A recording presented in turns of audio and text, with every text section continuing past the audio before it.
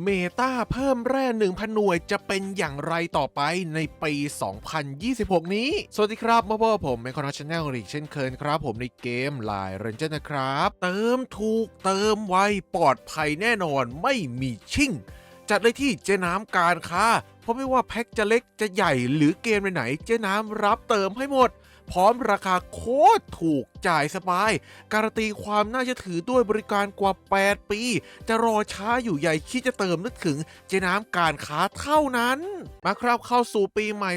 2026 อย่างเต็มรูปแบบแล้วหลายคนเนี่ยน่าจะมีคำถามสงสัยกันหลังจากที่ในปีที่แล้วครับผ่านเมตาต่างๆนานากันมาอย่างมากมายเลยนั่นเองเนาะและณขณะนี้ปัจจุบันเองเนี่ยก็เป็นเมตาหยุดเวลา 5 วิคัมแบ็กกลับมาอีกหนึ่งครั้งหลังจากที่ห่างหายกันไปนานนั่นเองเนาะจะบอกว่านานมากก็ไม่ได้ด้วยนะครับเพราะว่าเดี๋ยวมันพลิกไปพลิกมาอยู่นั่นแหละโดยคำถามยอดฮิตที่หลายคนน่าจะสงสัยกันเป็นอย่างมากนะครับว่าพี่คอมโบเพิ่มแร่ 1,000 หน่วยกับคอมโบหยุดเวลา 5 วิซ้ายและขวาในหน้าจอนี้เนี่ยฝั่งไหนดีกว่ากันและเพราะอะไรนั่นเองนะครับผมอันดับแรกก่อนเลยทุกคนน่าจะทราบกันดีอยู่นะครับว่าคอมโบเพิ่มแร่ 1,000 หน่วยหรือแม้แต่ทั้งคอมโบหยุดเวลา 5 วิก็ตามเนี่ยโอกาสในการติดของมันนั้นไม่ได้ถูกเนิร์ฟลงไปแต่อย่างใดเองแม้อีกทางนึงเนี่ยคอมโบมันจะกลับมาลุ่งเรืองส่วนอีกทางนึงมันจะดรอปลงไปก็ตามแต่มันไม่ได้ดรอปเพราะว่ามันโดนเนิร์ฟแต่มันดรอปเพราะว่ามันมีเรนเจอร์ตัวใหม่ที่เข้าคั่วกับในเมตาอันใหม่เนี่ย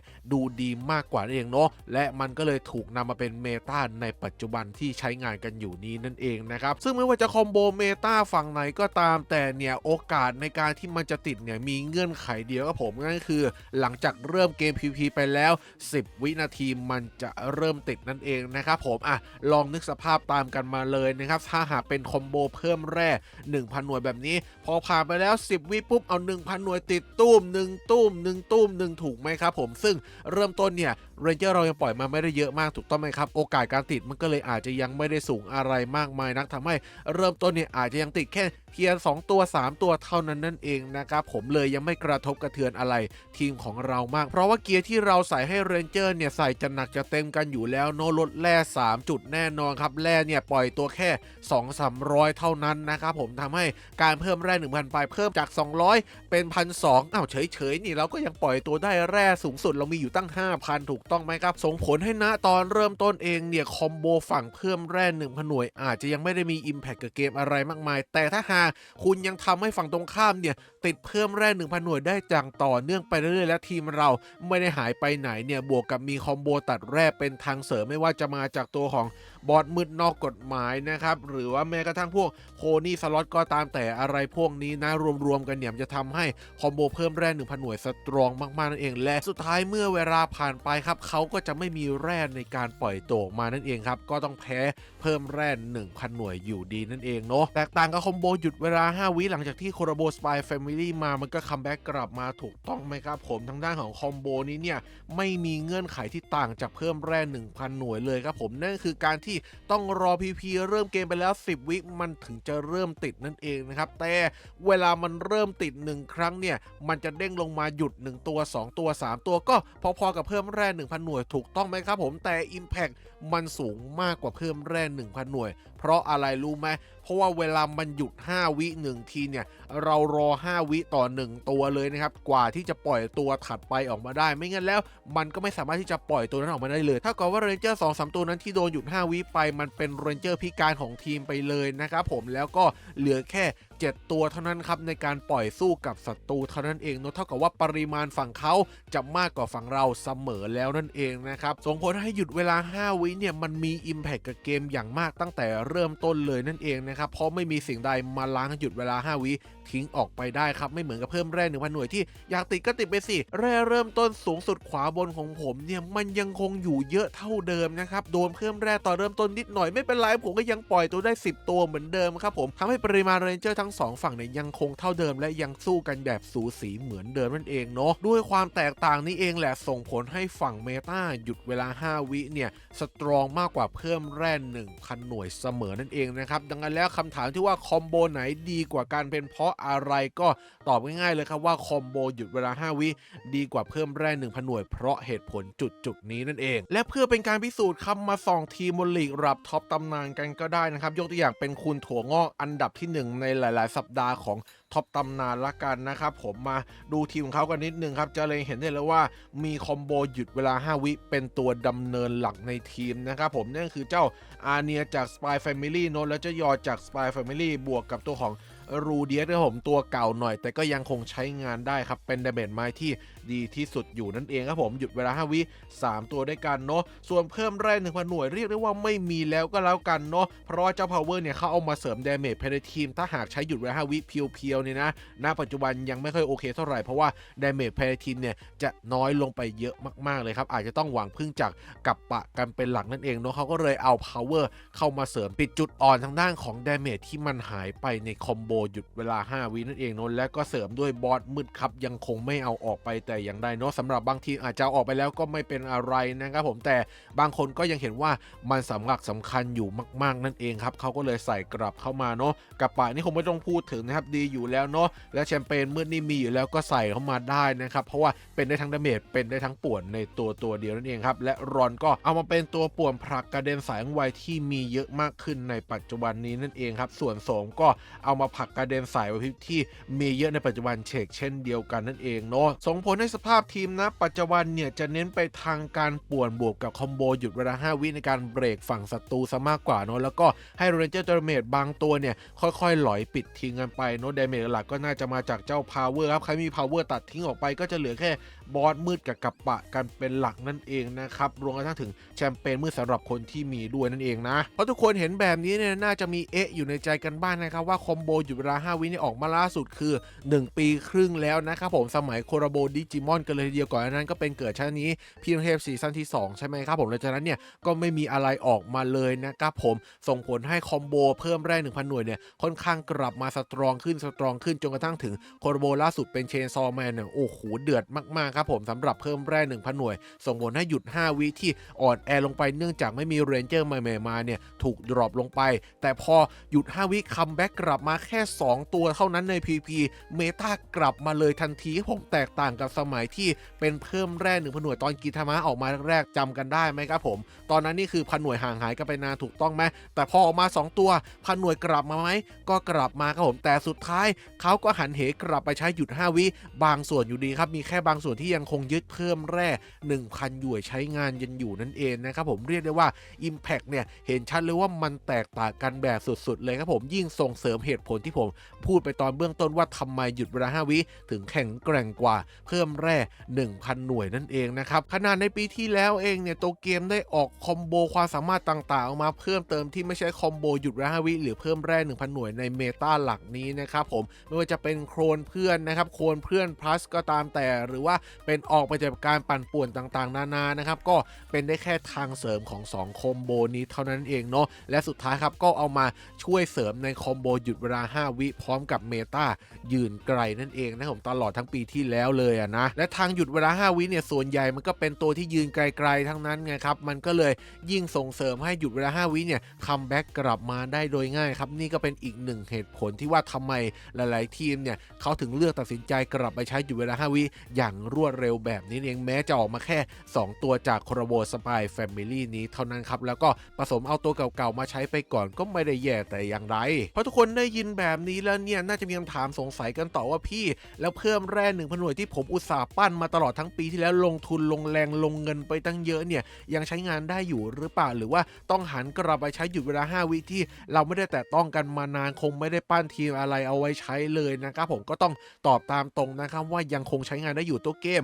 ไม่ได้เนิร์ฟอะไรลงไปแต่อย่างใดเลยครับยังติดได้ดีเหมือนเดิมนั่นเองเนาะซึ่งทีมตั้งรับที่ผมใช้ในลีกระดับมาสเตอร์2ช่วงกลางสัปดาห์ต้นสัปดาห์แบบนี้นะครับก็จะเล็งเห็นได้เลยว่าเป็นเพิ่มแร่ 1,000 หน่วยแบบเพียวๆจริงเหมือนกับในช่วงปีที่แล้วที่มันกำลังรุ่งเรืองอยู่เลยนั่นเองนะครับผมแล้วก็เสริมด้วยตัวปั่นป่วนบวกกับดาเมจจากกับป่านั่นเองครับและผลให้ปรากฏว่านี่ครับตั้งรับของผมนะครับผมบอกได้เลยว่าผิดคาดอยู่เหมือนกันที่จะตั้งรับได้ดีขนาดนี้นะครับผมดูสิโอ้โห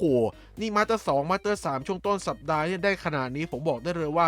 ไม่ธรรมดาผมถือว่าค่อนข้างแปลกใจและภูมิใจไปในตัวด้วยนั่นเองนะครับผมไหนมาลองดูหน่อยสิว่าเขามาตีแล้วผลลัพธ์เป็นยังไงผมเห็นแวบๆเมื่อกี้มีคุณบิ๊กกุ๊กมาตีใช่ไหมไหนดูกันนิดนึงสิทีมเขาเล่นเป็นอย่างไรนะครับผมมาฝั่งเขาเกมบุกแล้วก็โดนแตงกวาผมสอยไปก่อนหายไปครึ่งทีมตอนปล่อยตัวแรกๆครับทำให้ทีมผมเนี่ยจำนวนได้เปรียบตั้งแต่เริ่มต้นนั่นเองครับผมโอ้โหแล้วโดนแตงกวากันรัวๆคิกันรัวๆนะครับผมจังหวะนี้ป่านปวดออกมาไม่ทันครับโดนบอสมืดเจาะทักษะยิงบ้างโดนพาวเวอร์ทุบกันบ้างหายหมดครับผมส่วนแร่ยังไม่เป็นประเด็นเท่าไหร่แม้จะโดนเพิ่มแร่ 1,000 หน่วยไปยังเฉยยังนิ่งเพราะว่าคอมโบตัดแร่ยังติดได้ไม่ดีแต่ช่วงเวลาครึ่งหลังนี้แหละครับผมที่เราจะเห็นผลเพราะว่าแร่เพิ่มช้าแล้วครับโดนตัดแร่ไปเรียบร้อยและค่อยๆโดน 1,000 หน่วยตะล่อมไปเรื่อยๆครับผมและเริ่มจะปล่อยไม่ออกแล้วครับผมดูติดพันหน่วยเกือบ10ตัวเป็นที่เรียบร้อยครับแร่ไม่มีปล่อยให้ผมก็เป็นอย่างที่เห็นนี้ครับบอกได้เลยว่าจุก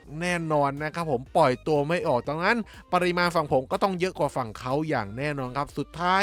เราก็ต้องเอาชนะได้อย่างไม่ยากเย็นมากมายนักนั่นเองครับคุณบิ๊กยอมแพ้กันไปเลยเรียบร้อยและตาถัดมาผมเอาเป็นคนล่าสุดเลยการจากกิลเน็กคนญี่ปุ่นนะครับผมมาตีกันสดๆร้อนๆเลยครับเริ่มต้นเราก็ปล่อยมาตัวฝั่งเขาก็ปล่อยมาแต่เขาจะปล่อยช้านิดนึงเพราะว่าเขากดออโต้ตอนเริ่มต้นของสายลืมเอาออกนะครับประมาทไงพอกดออโต้ปุ๊บคริสตัลจะถูกกดเป็นเลเวล3ทันทีครับทำให้ฝั่งตรงข้ามเนี่ยไม่สามารถมีแร่พอที่จะปล่อยตัวในช่วงหลังได้ครับผมทำให้ตัดแร่และเพิ่มแร่ 1,000 หน่วยฝั่งผมมีโอกาสที่ติดได้ดีมากยิ่งขึ้นประสิทธิภาพเลยสูงมากยิ่งขึ้นครับผมเห็นได้ว่าแร่ขวาบนเนี่ยเขาหดหายอย่างรวดเร็วครับทำให้ปล่อยตัวออกมาสู้เรนเจอร์ฝั่งผมไม่ได้ครับทำให้ปริมาณฝั่งผมกองกันหน้าบ้านเยอะมากกว่าฝั่งเขานั่นเองครับและฝั่งเขานี่โดนพาวเวอร์ผมทุบกันรัวๆเลยจะใช้ตัวบินก็ไม่เป็นผลครับเพราะผมมีตัวกันบินอยู่เนาะแค่ตัวของแซลลี่หมากรุกก็เอาลงได้โดยง่ายแล้วไม่มีกลัวครับผมผลักก็ผลักไปเรื่อยๆตีคริตีปกติแป๊บเดียวก็ลงไปนอนติดหัวกะโหลกแล้วนั่นเองครับและภาคพื้นผมก็กำจัดฝั่งตรงข้ามได้อย่างง่ายได้ครับผมไม่มีโอกาสได้ต่อก่อนเลยครับหยุด5 วิไม่ต้องสวนแล้วครับผมเพราะว่าคุณโดนเพิ่มแร่และตัดแร่ฝั่งผมเป็นที่เรียบร้อยแล้วได้แต่ยื้อเท่านั้นนั่นเองครับและจังหวะนี้เป็นยังไงจะยื้อได้อีกนานสักแค่ไหนกันเชียวแตงกวาลอยไปถึงหน้าบ้านขนาดนี้หมดหวังและพ่ายแพ้ไปนั่นเองครับผมถัดมาเรามาสุ่มดูทีมที่เขามาตีชนะเรากันบ้าง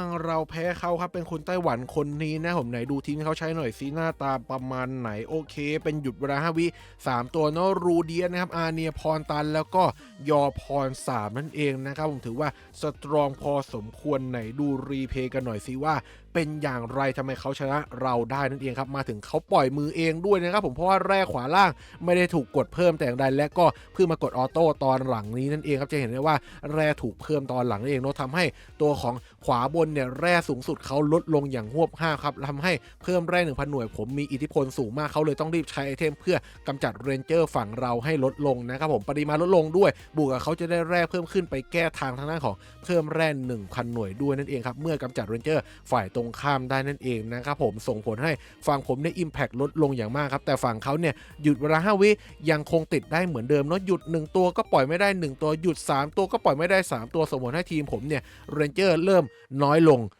งครับผมดูดิเริ่มปล่อยไม่ออกครับผมเหลือแต่เรนเจอร์ที่ผมปล่อยมาในเซตแรกอยู่เท่านั้นเองแต่ฝั่งเขาเนี่ยปล่อยออกมาได้อย่างต่อเนื่องและสม่ำเสมอนั่นเองครับผมส่งผลให้หยุดเวลา5 วิติดอย่างต่อเนื่องและสุดท้ายผมก็โดนหยุดเวลา5 วิจนปล่อยตัวไม่ออกอย่างที่เห็นนี้นั่นเองครับผมโดนแช่แข็งอะไรก็ไม่มีประโยชน์แล้วครับจังหวะนี้เพราะว่าปล่อยตัวไม่ออกก็สายเกินไปแล้วในการที่จะสู้ฝ่ายตรงข้ามครับผมสุดท้ายก็ต้องยอมแพ้ไปแต่โดยดีนั่นเองครับผมดูเด็กโดนเพิ่มแร่ 1,000 หน่วยขวาบนเขามีแร่อยู่นะครับเขาก็สามารถที่จะปล่อยตัวได้อยู่นั่นเองครับผมไม่ได้มีปัญหาอะไรแต่อย่างใดแต่ว่าเพิ่มแร่ 1,000 หน่วยฝั่งผมที่ยังจัดฝ่ายตรงข้ามและอยู่ได้แร่คืนครับแต่ลืมไปได้แร่คืนไปก็ไม่มีประโยชน์เพราะว่าหยุดเวลา5 วิได้แร่คืนก็ไม่สามารถกดปล่อยตัวเพิ่มได้อยู่ดีครับผมเพราะว่าไม่มีอะไรมาแก้หยุดเวลา5 วิได้นอกจากการหยุดเวลา5 วิเท่านั้นนั่นเองนะครับสุดท้ายก็ต้องยอมแพ้โดยสิโรราบอยู่ดีครับผมนะโอ้โหยังยื้อกลับมาได้อยู่นะเมื่อกี้นี้แอบเสียวๆนะครับสำหรับฝั่งบุกเนี่ยเกือบพลิกอยู่เหมือนกันคูณ2กันไปหน่อยเพราะว่าสุดท้ายแล้วเราน่าจะแพ้อยู่ดีนะครับผมดูดิโดนยิงจนพรุนเลยปล่อยมาได้บ้างไม่ได้บ้างนะครับแต่ว่าฝั่งเขานี่มากันเป็นกองทัพอยู่นะบอสมืดนี่ยังยืนกันเป็นตับเลยนะครับผมแล้วยังไงเขาปิดไม่ลงเหมือนกันนั่นเนี่ยเอาเรื่อง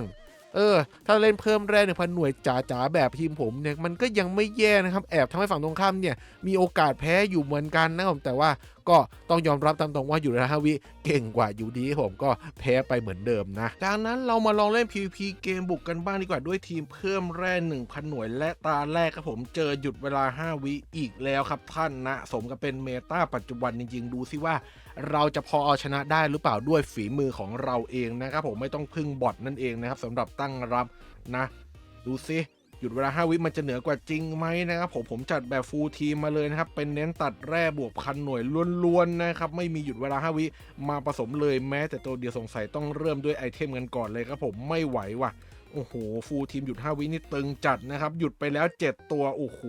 หยุดไป9 ตัวเมื่อกี้นี้ยังดีนะบอสมืดมันมีการหยุด5 วิเลยไม่โดนอยู่ตัวเดียวนะครับที่เหลือเอกหมดนะครับและเรียบร้อยครับผมจังหวะนี้เป็นไง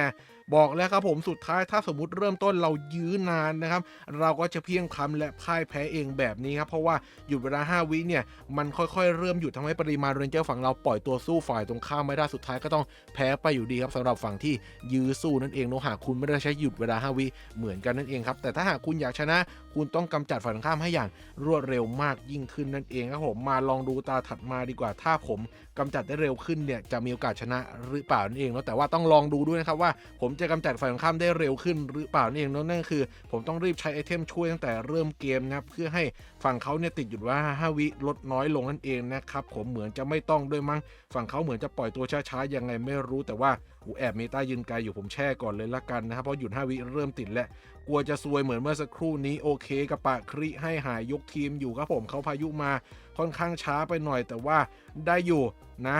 ได้อยู่ครับผมเพราะว่ายังสูสีอยู่ผมพายุคืนเลยแล้วกันครับจังหวะนี้โอกาสได้เปรียบต้องยัดหน้าบ้านครับโอ้โหแล้วเขากดไอเทมจังหวะเป๊ะเวอร์นะแบบนี้เขากองกันหน้าบ้านจะเข้าเมตายืนไกลหรือเปล่าโอเคกับปะเคลียร์ให้เรียบร้อยครับผมคริหมู่ถ้าไม่มีกับปะนี่ผมแตกเหมือนตาเมื่อกี้อีก1 รอบเลยนะเนี่ยยังโชคดีครับทำให้เพิ่มแร่1,000 หน่วยกับตัดแร่กลับมาชนะได้ด้วยไอเทมเป็นหลักนั่นเองครับผมดังนั้นแล้วเกมบุกก็ยังมองว่ายังใช้งานได้อยู่เพียงแต่ว่าอาจจะต้องรีบกำจัดฝ่ายตรงข้ามให้อยู่เวลา5 วิติดได้น้อยลงในช่วงเริ่มต้นกันก่อนนั่นเองครับไม่งั้นแล้วถ้าคุณยื้อต่อไปมันก็จะเป็นเหมือนตาเมื่อสักครู่นี้ที่โดนหยุดเวลา5 วิจนสู้ปริมาณฝั่งตรงข้ามไม่ได้แล้วก็ต้องแพ้ไปนั่นเองนะครับบทสรุปสุดท้ายนะครับผมหยุดเวลา5 วิยังไงก็สตรองกว่าเพิ่มแร่ 1,000 หน่วยอย่างแน่นอนอย่างที่ผมโชว์กันไปเมื่อสักครู่นี้เหตุผลก็ตามที่บอกกันไปหมดเรียบร้อยแล้วนั่นเองเนาะแม้แต่หลีกตำนานก็ยังคงเลือกใช้หยุดเวลา5 วิมาก่อนเลยแม้ตัวคอมโบจะยังมีไม่เยอะมากก็ตามแต่นั่นเองนะครับและหากถามผมว่าเพิ่มแร่ 1,000 หน่วยเนี่ยมีโอกาสกลับมาครองเมตาอีกครั้งแทนหยุดเวลา5 วิอีกครั้งไหมก็ต้องตอบว่า